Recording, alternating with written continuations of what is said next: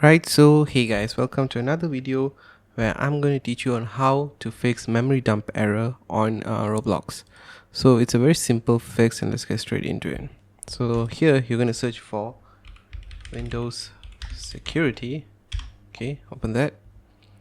So here you can see something called Device Security. This is the same for Windows 10 and 11, yeah?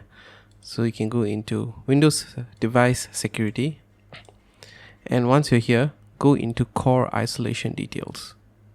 Okay, so if your memory integrity is turned on like this, okay, I can't turn it on.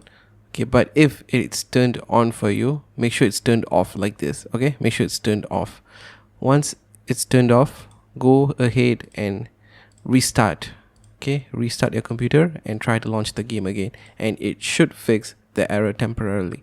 This is a temporary fix. Okay, so we are still waiting for Roblox to release patched updates. So if that doesn't work for you, just be patient and wait for the updates to roll on.